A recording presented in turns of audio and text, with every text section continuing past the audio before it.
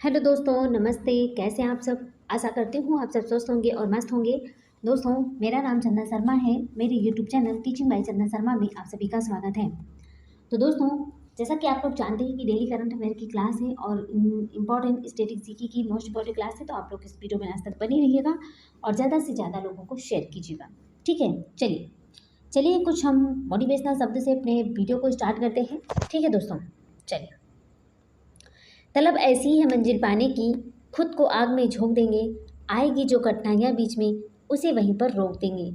तो चलिए दोस्तों, इसी के साथ हम चलते अपने क्वेश्चन की तरफ। मेरा फर्स्ट क्वेश्चन है, विश्व प्रकृति संरक्षण दिवस कब मनाया जाता है? विश्व प्रकृति संरक्षण दिवस कब मनाया जाता है? ऑप्शन ए है 27 जुलाई, ऑप्शन बी है 28 जुलाई, ऑप्शन सी है 29 जुलाई, ऑप्शन डी है 28 जुलाई। तो दोस्तों, इसका राइट आंसर हो जाएगा ऑप्शन बी, 28 जुलाई को विश्व प्रकृति संरक्षण दिवस मनाया जाता है। चलिए आगे देखते हैं। विश्व प्रकृति संरक्षण दिवस प्रत्येक वर्ष 28 जुलाई को विश्व स्तर पर मनाया जाता है। किस स्तर पर? तो विश्व स्तर पर मनाया जाता है। उसकी उद्देश्य क्या है? प्रकृति और जैव विविधता के संरक्षण के महत्व के बारे में जागरूकता बढ़ाना है। इसका उद्देश्य यही है कि प्रकृति और जैव विविधता के संरक्षण के महत्व के बारे में जागरूकता बढ़ाना है। ठीक है, चलिए आगे देखते हैं। इसकी थीम क्या होती है? विश्व प्रकृति संरक्षण दिवस की थीम है वन और आजीविका, लोगों और ग्रह को कायम रखना है। वन और आजीविका, लोगों और ग्रह को कायम रखना है। ठीक है, चलिए आगे देखते हैं। अंतर्राष्ट्रीय प्रकृति संरक्षण संघ IUCN, यह एक अंतर्राष्ट्रीय संगठन है और प्रकृति के संरक्षण की दिशा में कार्य भी करता है। इसकी स्थापना 1948 में की गई थी। इसकी स्थापना कब की गई थी? 1948 में इसकी स्थापना की गई थी। चलिए आगे देखते हैं। इसका मुख्यालय कहाँ है? ग्लैड, स्विट्जरलैंड में इसका मुख्यालय है। ठीक है दोस्तों, चलिए आगे देखते हैं। पर्यावरण संरक्षण पर हुए जो प्रमुख सम्मेलन है, इसके बारे में थोड़ा सा डिस्कस कर लेते हैं।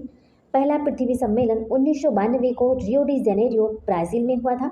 और क्योटो प्रोटोकॉल 1997 में क्योटो सम्मेलन जापान में हुआ था। कहाँ पर हुआ था? जापान में हुआ था। और पहला पृथ्वी सम्मेलन ब्राज़ील में हुआ था। ठीक है, आगे देखते हैं। दूसरा पृथ्वी सम्मेलन 2002 में जोहान्सबर्ग, दक्षिण अफ्रीका में हुआ था। कहाँ पर? जोहान्सबर्ग, दक्षिण अफ्रीका में हुआ था। और Rio+20 सम्मेलन 2012 रियो डी जेनेरियो, ब्राज़ील में हुआ था। चलिए आगे देखते हैं। कुछ EVS से इंपॉर्टेंट क्वेश्चंस देख लेते हैं। ठीक है, राष्ट्रीय वन नीति 1952 में, ये जो नेशनल फॉरेस्ट पॉलिसी है वो 1952 में स्टार्ट की गई थी। वन्य जीव संरक्षण अधिनियम 1972 में, और जल प्रदूषण निवारण नियंत्रण अधिनियम 1974 व 1977 में, वन संरक्षण अधिनियम 1980 में इसकी स्टार्टिंग की गई थी। ठीक है, चलिए आगे देखते हैं। पर्यावरण संरक्षण अधिनियम 1986, ध्वनि प्रदूषण नियंत्रण कानून 2000 में, और जैव विविधता संरक्षण अधिनियम 2002, वन अधिकार अधिनियम 2006। ठीक है, चलिए आगे देखते हैं। वन्यजीव संरक्षण के लिए किए गए प्रमुख प्रयास, वन्यजीव संरक्षण के लिए जो भी प्रयास किए गए हैं इसके बारे में थोड़ा सा डिस्कस करेंगे। कस्तूरी मृग परियोजना की शुरुआत 1970 में की गई है। बाघ परियोजना 1973 में, कछुआ संरक्षण परियोजना 1975 में, और गैंडा परियोजना 1987 में शुरुआत की गई। मोस्ट इंपॉर्टेंट है, ठीक है, क्योंकि EVS यहीं से तुम्हारा तैयार भी हो जाएगा और सारे सिलेक्टेड क्वेश्चन है। ठीक है, चलिए आगे देखते हैं। हाथी परियोजना 1992 में, और लाल पांडा परियोजना 1996 में स्टार्टिंग की गई थी। ठीक है, चलिए आगे देखते हैं। हमारा नेक्स्ट क्वेश्चन है कि टाटा स्टील के MD और CEO कौन बने हैं? टाटा स्टील के MD और CEO कौन बने हैं? ऑप्शन ए है TB नरेंद्र, ऑप्शन बी है देवेंद्र कुमार उपाध्याय, ऑप्शन सी है लोकेश M, ऑप्शन डी है सतपाल भानु। तो दोस्तों, इसका राइट आंसर हो जाएगा ऑप्शन ए, TB नरेंद्रन। कौन है? टाटा स्टील के MD और CEO कौन बने हैं? TB नरेंद्रन। ठीक है, चलिए आगे देखते हैं। देवेंद्र कुमार उपाध्याय कौन थे? तो देवेंद्र कुमार जो उपाध्याय हैं वो बॉम्बे उच्च न्यायालय के मुख्य न्यायाधीश हैं। कौन है? बॉम्बे उच्च न्यायालय के मुख्य न्यायाधीश कौन है? देवेंद्र कुमार उपाध्याय। लोकेश्वरम, नोएडा के CEO कौन है? लोकेशम है। और LIC के MD सतपाल भानु हैं। कौन है? LIC के MD कौन है? सतपाल भानु है। चलिए आगे देखते हैं। टाटा स्टील ने TB नरेंद्रन को 5 साल के लिए MD और CEO के रूप में फिर से नियुक्त किया है। कितने साल के लिए? 5 साल के लिए MD और CEO के रूप में नियुक्त किया है। 2023 से 2028 तक के लिए उन्हें नियुक्त किया गया है। कब से कब? 2023 से 2028 तक जो हमारे TB नरेंद्रन हैं इनको MD और CEO के रूप में नियुक्त किया गया है। ठीक है, चलिए आगे देखते हैं। अब हम कुछ टाटा स्टील जो टाटा स्टील लिमिटेड है इसके बारे में थोड़ा सा डिस्कस करेंगे कि टाटा स्टील की जो जमशेदजी जी टाटा ने की थी, टाटा स्टील की जमशेदजी जी टाटा ने की थी। यह एक भारतीय बहुराष्ट्रीय इस्पात बनाने वाली कंपनी है। इसका मुख्यालय कहाँ है? मुंबई महाराष्ट्र में। कहाँ पर है इसका मुख्यालय? मुंबई महाराष्ट्र में है। ठीक है, चलिए आगे देखते हैं। अब बात करेंगे हम हाल ही में की गई नियुक्तियों के बारे में। जो प्रेजेंट टाइम अभी कुछ दिन पहले जो नियुक्तियां की गई थी उसे हम सरसरी नज़र के से एक बार ज़रूर रिवीजन कर लेते हैं। राकेश पाल भारतीय तटरक्षक बल के 25वें महानिदेशक कौन है? तो राकेश पाल है। कौन है? भारतीय तटरक्षक बल के 25वें महानिदेशक राकेश पाल हैं। ठीक है। रेलवे सुरक्षा बल के महानिदेशक मनोज यादव हैं। अमेरिका में राष्ट्रपति निर्यात परिषद के लिए नियुक्त किसे किया गया है? समीना सिंह को। किसी समीना सिंह को अमेरिका में राष्ट्रपति निर्यात परिषद के लिए नियुक्त किया गया है। रेलवे सुरक्षा बल के महानिदेशक कौन है? मनोज यादव। चलिए आगे देखते हैं। हमारा नेक्स्ट क्वेश्चन है कि किस राज्य को आधिकारिक तौर पर लंपी स्किन डिजीज पॉजिटिव राज्य घोषित किया गया है? किस राज्य को आधिकारिक तौर पर लंपी स्किन डिजीज पॉजिटिव राज्य घोषित किया गया है? ऑप्शन ए है त्रिपुरा, ऑप्शन बी है नागालैंड, ऑप्शन सी है असम, ऑप्शन डी है मेघालय। तो दोस्तों इसका राइट आंसर हो जाएगा, इसका राइट आंसर है ऑप्शन बी नागालैंड। ठीक है, मोस्ट इंपॉर्टेंट क्लास है, मोस्ट इंपॉर्टेंट ये क्वेश्चंस भी है और क्लास भी है। ठीक है, चलिए आगे देखते हैं। नागालैंड के 4 जिलों में इस बीमारी का पता चलने के कारण नागालैंड को आधिकारिक तौर पर लंपी स्किन डिजीज पॉजिटिव राज्य घोषित किया गया है। ठीक, चलिए आगे देखते हैं। लंपी स्किन डिजीज जो है यह बीमारी कैप्रिल पॉक्स वायरस के कारण होती है, जिसे नीथलिंग वायरस के नाम से भी जाना जाता है। जो लंबी स्किन डिजीज़ है यह बीमारी कैप्री पॉक्स वायरस के कारण होता है, जिसे क्या कहते हैं? नीथलिंग वायरस के नाम से भी जाना जाते हैं। ठीक, चलिए आगे देखते हैं। गांठदार त्वचा रोग मवेशियों को प्रभावित करने वाला एक पॉक्स वायरल रोग है। कौन सा, कैसा रोग है? पॉक्स वायरल रोग है। और इसके लक्षण क्या है? दूध उत्पादन में कमी, बांझपन और खाल को नुकसान। इसके मेन लक्षण ये होते हैं कि दुग्ध उत्पादन में कमी, बांझपन और खाल को नुकसान। चलिए आगे देखते हैं। नागालैंड के बारे में थोड़ा सा डिस्कस करेंगे कि नागालैंड की स्थापना कब हुई थी। तो 1 दिसंबर 1963 को नागालैंड की स्थापना हुई थी। इसकी राजधानी कोहिमा है, राज्यपाल लाग गणेशन है और मुख्यमंत्री नेफ्यू रियो है। यहाँ की सबसे ऊंची जो पहाड़ी है वो कौन सी है? नागालैंड की सबसे ऊंची पहाड़ी जो है वो सरमती है। कौन है? नागालैंड की जो सबसे ऊंची पहाड़ी कौन है? सरमती है। ठीक है, चलिए आगे देखते हैं। हार्नबिल उत्सव नागालैंड में आयोजित किया जाता है। जो हार्नबिल उत्सव है वो कहाँ पर आयोजित किया जाता है? नागालैंड में। मोस्ट इंपॉर्टेंट है, बहुत ज़्यादा क्वेश्चंस पूछे जाते हैं हार्नबिल उत्सव के बारे में। ठीक है, नागालैंड में विधानसभा की सीटें 60 हैं और राज्यसभा की 1 सीटें हैं, लोकसभा की 1 सीटें हैं। ठीक, चलिए आगे देखते हैं। हमारा नेक्स्ट क्वेश्चन है कि प्रभात कुमार को किस देश में भारत का उच्चायुक्त नियुक्त किया गया है? प्रभात कुमार को किस देश में भारत का उच्चायुक्त नियुक्त किया गया है? ऑप्शन ए है जापान, ऑप्शन बी है श्रीलंका, ऑप्शन सी है दक्षिण अफ्रीका, ऑप्शन डी है बांग्लादेश। तो दोस्तों इसका राइट आंसर क्या हो जाएगा? इसका राइट आंसर है ऑप्शन सी दक्षिण अफ्रीका। ठीक है, प्रभात कुमार को किस देश में भारत का उच्चायुक्त नियुक्त किया गया है? तो दक्षिण अफ्रीका को। ठीक है, चलिए आखिर इसके बारे में डिस्कस करेंगे। IFS अधिकारी प्रभात कुमार का दक्षिण अफ्रीका में अगले उच्चायुक्त के रूप में नियुक्त किया गया। किसे? IFS अधिकारी हैं। कौन है? प्रभात कुमार हैं। इनको दक्षिण अफ्रीका में अगले उच्चायुक्त के रूप में नियुक्त किया गया है। इसके अलावा इरशाद अहमद को सीरिया में भारत का अगला राजदूत नियुक्त किया गया है। किसे? इरशाद अहमद को। ठीक, चलिए आगे देखते हैं। राजदूत और उच्चायुक्त के बीच में अंतर क्या होता है? अब बहुत सारे बच्चे कंफ्यूज में हैं कि राजदूत कौन होते हैं, फिर उच्चायुक्त कौन होते हैं। तो चलिए इसके बारे में समझ लेते हैं। जो राजदूत हैं ये कौन है? राजदूत जो देश कॉमनवेल्थ देशों का हिस्सा नहीं है, जो देश कॉमनवेल्थ देशों का हिस्सा नहीं है, उन देशों में भारत के प्रतिनिधि को राजदूत कहा जाता है। उन देशों में भारत के प्रतिनिधि को राजदूत कहा जाता है। उदाहरण के लिए जैसे चीन, जापान, अमेरिका और अन्य देशों में भारत का प्रतिनिधि। ठीक, चलिए आगे देखते हैं। उच्चायुक्त क्या होता है? तो कॉमनवेल्थ गेम्स देशों में नियुक्त भारत के प्रतिनिधि को उच्चायुक्त कहा जाता है। इसके एग्जाम्पल्स क्या होते हैं? Pakistan, Sri Lanka, Bangladesh, Australia, New Zealand, UK आदि में भारत सरकार के प्रतिनिधि। ठीक है, चलिए नेक्स्ट क्वेश्चन पर चलते हैं। सुरेंद्र सिन्हा का निधन हो गया, वह कौन थे? सुरेंद्र सिन्हा का निधन हो गया था, वह कौन थे? ऑप्शन ए है पंजाबी सिंगर, ऑप्शन बी है क्रिकेटर, ऑप्शन सी है अभिनेता, ऑप्शन डी है फिल्म निर्देशक। तो दोस्तों इसका राइट आंसर क्या हो जाएगा? इसका राइट आंसर है ऑप्शन ए पंजाबी सिंगर है। कौन है? सुरेंद्र सिन्हा का निधन हो गया, वह कौन थे? पंजाबी सिंगर थे। चलिए आगे देखते हैं।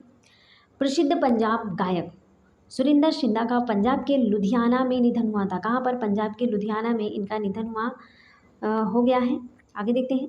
ओलंपिक पदक विजेता अमेरिका धावक कौन है? टोनी बाबा हैं। कौन है? टोनी बाबा। प्रसिद्ध इतिहासकार रणजीत गुहा हैं। महात्मा गांधी के पोते अरुण गांधी। और प्रसिद्ध वैज्ञानिक कौन है? Doctor N Gopal Krishnan. दिग्गज अभिनेता कौन है? मामू कोया। कौन है? मामू कोया। ठीक है, चलिए आगे देखते हैं। अब बात करते हैं प्रमुख संविधान संशोधन के बारे में। प्रमुख संविधान संशोधन के बारे में मेजर कॉन्स्टिट्यूशनल अमेंडमेंट के बारे में थोड़ा सा डिस्कस करेंगे। 73वां संविधान संशोधन 1992 में पंचायती राज को संवैधानिक दर्जा दिया गया है 73वें संविधान संशोधन के द्वारा।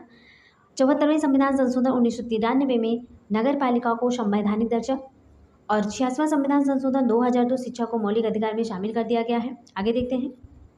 91वां संविधान संशोधन 2003 मंत्रिपरिषद को कुल सदस्यों का एक 15% किया। कितना? 15% किया, मतलब कि 91वें संविधान संशोधन 2003 में मंत्रिपरिषद को कुल सदस्यों का 15% किया। 92वें संविधान संशोधन 2003 बोडो, डोंगरी, मैथिली और संताली को शामिल किया गया। कौन सी? 4 भाषा। 92वां संविधान संशोधन 2003 में बोडो, डोंगरी, मैथिली और संताली को शामिल किया गया है। ठीक है, चलिए आगे देखते हैं। 97वां संविधान संशोधन 2011 सहकारी समितियों को संवैधानिक दर्जा प्रदान किया गया है। 2011 में सहकारी समितियों को संवैधानिक दर्जा प्रदान किया गया। चलिए आगे देखते हैं। हमारा नेक्स्ट क्वेश्चन है कि हुन सेन किस देश के प्रधानमंत्री थे जिन्होंने अपने पद से इस्तीफा दे दिया है? इंपॉर्टेंट है, मोस्ट इंपॉर्टेंट है। हुन सेन किस देश के प्रधानमंत्री थे जिन्होंने अपने पद से इस्तीफा दे दिया है? ऑप्शन ए है फिलीपींस, ऑप्शन बी है जापान, ऑप्शन सी है इंडोनेशिया, ऑप्शन डी है कंबोडिया।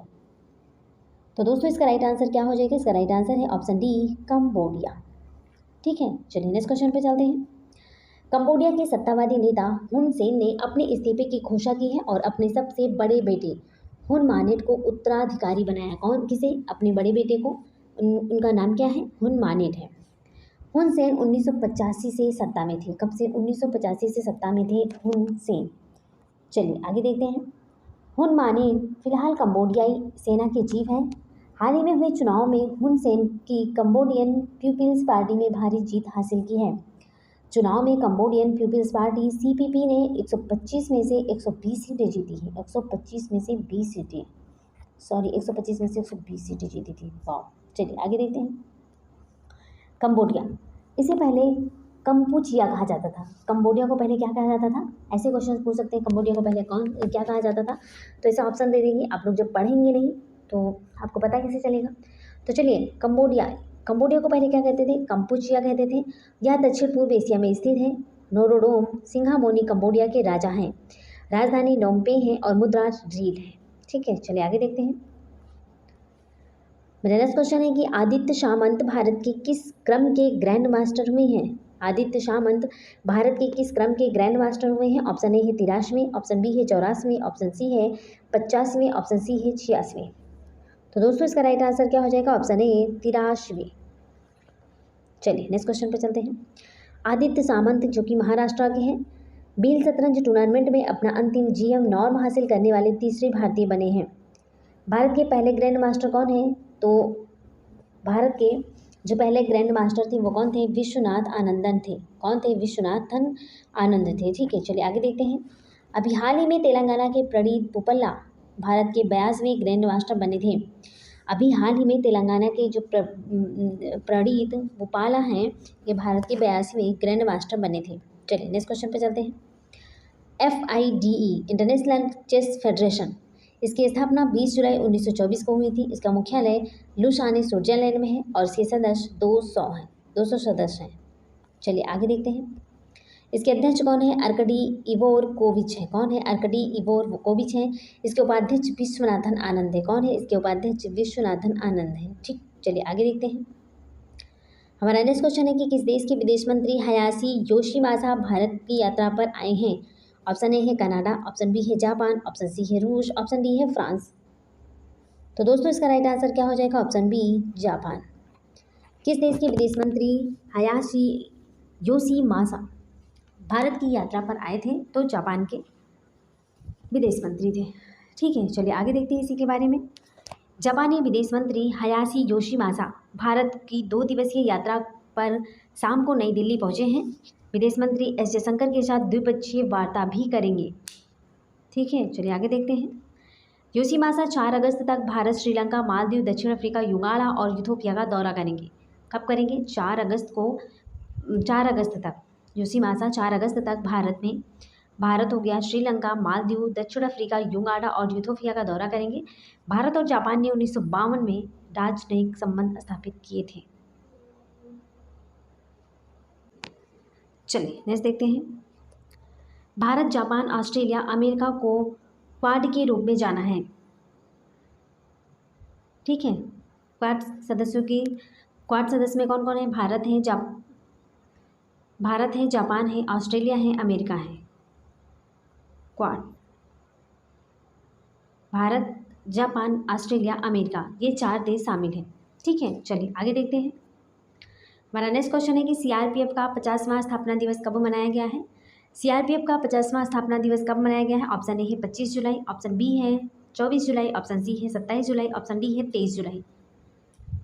तो दोस्तों इसका राइट आंसर क्या हो जाएगा? ऑप्शन सी, 27 जुलाई को सीआरपीएफ का 50वां स्थापना दिवस मनाया जाता है। नेक्स्ट क्वेश्चन पे चलते हैं। केंद्रीय रिजर्व पुलिस बल सीआरपीएफ ने 27 जुलाई 2023 को अपना 50वां स्थापना दिवस मनाया है। सीआरपीएफ का फुल फॉर्म होता है central reserve police force. CRPF का फुल फॉर्म है सेंट्रल रिजर्व पुलिस फोर्स और सीआरपीएफ भारत का सबसे बड़ा केंद्रीय सशस्त्र पुलिस बल है। सीआरपीएफ जो है वो भारत का सबसे बड़ा केंद्रीय सशस्त्र पुलिस बल है। ठीक है, आगे देखते हैं। सीआरपीएफ 27 जुलाई 1939 को क्राउन रिप्रेजेंटेटिव पुलिस के रूप में अस्तित्व में आया था। सीआरपीएफ जो है वो 27 जुलाई 1939 को क्राउन रिप्रेजेंटेटिव पुलिस के रूप में अस्तित्व में आया था। ठीक है, कब आया था? 27 जुलाई 1939 को। चलिए आगे देखते हैं। आज़ादी के बाद सीआरपीएफ की टुकड़ियों को कच्छ, राजस्थान और सिंध सीमाओं पर घुसपैठ और सीमा पार अपराधों को रोकने का काम सौंपा गया था। वर्तमान में सीआरपीएफ के महानिदेशक सुजाय लाल थाओ सेन हैं। कौन है? सुजाय लाल थाओ सेन हैं। ठीक है, चलिए आगे देखते हैं। हमारा नेक्स्ट क्वेश्चन है और सबसे लास्ट है कि वन संरक्षण संशोधन विधेयक 2023 लोकसभा में पारित हो गया है। इस बिल को किसने पेश किया था? ऑप्शन ए है अमित शाह, ऑप्शन बी है भूपेंद्र यादव, ऑप्शन सी है राजनाथ सिंह, ऑप्शन डी है पीयूष गोयल। तो दोस्तों इसका राइट आंसर हो जाएगा ऑप्शन बी, भूपेंद्र यादव। वन संरक्षण संशोधन विधेयक 2023 लोकसभा में पारित हो गया है। इस बिल को किसने पेश किया था? भूपेंद्र यादव ने पेश किया था। चलिए इसके बारे में डिटेल देख लेते हैं। केंद्रीय पर्यावरण, वन और जलवायु परिवर्तन मंत्री कौन है? केंद्रीय पर्यावरण, वन और जलवायु परिवर्तन मंत्री कौन है? भूपेंद्र यादव हैं। और वन संरक्षण संशोधन विधेयक 2023 26 जुलाई 2023 को लोकसभा द्वारा पारित किया गया था। वन संरक्षण संशोधन विधेयक जो 2023 जो है वो 26 जुलाई 2023 को लोकसभा द्वारा पारित किया गया था। चलिए, यह विधेयक देश की सीमाओं के 100 किलोमीटर के भीतर की भूमि को संरक्षण कानूनों से छोड़ देता है। यह विधेयक वन क्षेत्रों में चिड़ियाघर, सफारी और इको पर्यटन सुविधाएं स्थापित करने की अनुमति देता है। चलिए आगे देखते हैं। विधेयक का उद्देश्य क्या है? विधेयक का उद्देश्य है कृषि वानिकी को बढ़ावा देना है और कुछ प्रकार की भूमि को अधिनियम के प्रावधानों से छोड़ देना है। वन संरक्षण अधिनियम 1980 देश में वन संरक्षण के लिए एक महत्वपूर्ण केंद्रीय कानून है। ठीक, चलिए आगे देखते हैं। तो इसी के साथ हमारे क्वेश्चन समाप्त होते हैं दोस्तों। अब चलते हैं, हम कल के क्वेश्चंस का रिवीजन कर लेते हैं। क्या कल के क्वेश्चन का रिवीजन आज हम करने वाले हैं? तो चलिए करंट अफेयर की जो रिवीजन क्लास है जो मैंने कल कराए थे उसके सारे क्वेश्चन को एक बार रिवीजन कर लेते हैं फटाफट एक नज़र में। चलिए, कारगिल विजय दिवस कब मनाया जाता है? इसका राइट आंसर हो जाएगा 26 जुलाई को कारगिल विजय दिवस मनाया जाता है। नेक्स्ट क्वेश्चन पर चलते हैं। लद्दाख में कहाँ पहला महिला पुलिस स्टेशन खोला गया है? इसका राइट आंसर हो जाएगा ऑप्शन ए, कारगिल में। चलिए आगे देखते हैं। कोरोना वायरस का नया वेरिएंट मर्स-कॉव किस देश में मिला है? इसका राइट आंसर हो जाएगा ऑप्शन डी, यूएई में। चलिए आगे देखते हैं। ICC development initiative of the year का खिताब किसने जीता है? इसका राइट आंसर हो जाएगा ऑप्शन सी, नामीबिया ने। किसने जीता है? नामीबिया ने। चलिए आगे देखते हैं। किस राज्य में औद्योगिक सुरक्षा बल का गठन किया जाएगा? किस राज्य में औद्योगिक सुरक्षा बल का गठन किया जाएगा? इसका राइट आंसर हो जाएगा ऑप्शन डी, राजस्थान में। चलिए आगे देखते हैं। राज्यसभा में अध्यक्षता करने वाली नागालैंड की पहली महिला सदस्य कौन है? इसका राइट आंसर हो जाएगा ऑप्शन डी, फाग्नोन कोन्याक है। नेक्स्ट क्वेश्चन पे चलते हैं। साओ टोम और प्रिंसिपे में भारतीय राजदूत के रूप में किसे नियुक्त किया गया है? इसका राइट आंसर हो जाएगा ऑप्शन सी दीपक मिगलानी। कौन है? दीपक मिगलानी। ठीक है, आगे देखते हैं। स्वर बैंक किस शहर में सूचना प्रौद्योगिकी केंद्र स्थापित करेगा? इसका राइट आंसर हो जाएगा ऑप्शन बी बेंगलुरु में।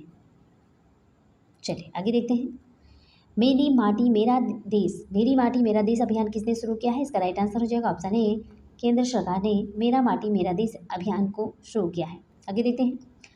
सजारुल एजाज इदरश किस देश के क्रिकेटर हैं जो T20 मैच में 7 विकेट लेने वाले पहले खिलाड़ी बने हैं? इसका राइट आंसर हो जाएगा ऑप्शन बी मलेशिया। ठीक है, चलिए आगे देखते हैं। तो दोस्तों इसी के साथ हमारे क्वेश्चन समाप्त होते हैं। Thanks for watching. दिल से बने रहने के लिए दोस्तों, अगर आप हमारे चैनल पर पहली बार विजिट करें तो प्लीज़ दिल से लाइक कर दीजिएगा, शेयर जरूर कीजिएगा और कमेंट करके मुझे ये बताइएगा कि आपको हमारी वीडियो कैसी लगी, आपको हमारे कंटेंट कैसे लगते हैं। तो प्लीज़ कमेंट करना बिल्कुल मत भूलें। और दोस्तों अगर आप हमारे चैनल पर पहली बार विजिट करें तो प्लीज़ सब्सक्राइब जरूर कर दीजिएगा, बेल आइकन को जरूर प्रेस कर दीजिएगा जिससे नेक्स्ट नोटिफिकेशन आप तक जरूर पहुँचे। ठीक है दोस्तों, तो चलिए मिलते हैं इसी के साथ नेक्स्ट वीडियो में। तब तक के लिए bye bye, take care, see you.